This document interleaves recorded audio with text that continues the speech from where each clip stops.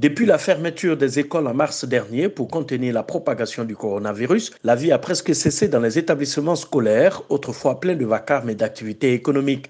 Les établissements privés, notamment, dont l'essentiel de l'économie repose sur les frais de scolarité, ont vu leur personnel durement affecté par la crise. Certains ont perdu leur emploi, d'autres ont même quitté leur famille à cause de cette pandémie de coronavirus. Du coup, tout s'est écroulé sur eux. Les parents étant affectés, les écoles seront affectées et automatiquement, les enseignants sont affectés.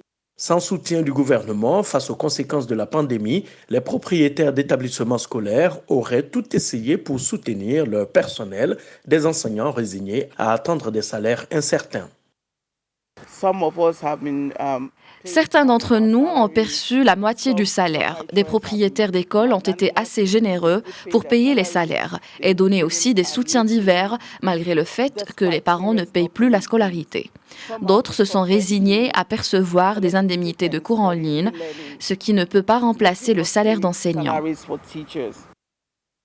L'impact économique de la COVID-19 sur le secteur de l'éducation au Nigeria est très perceptible du fait que la fermeture prolongée des classes affecte de nombreuses familles qui dépendent du secteur. L'école représente une chaîne de valeur dont beaucoup de personnes dépendent énormément. En plus des enseignants du privé qui sont des soutiens de famille, si les cours ne reprennent pas, de nombreuses bibliothèques et librairies de cette chaîne de valeur vont être affectées. Le secteur de l'éducation est un secteur qui brasse plusieurs milliards et qui pourrait négativement impacter le PIB du pays.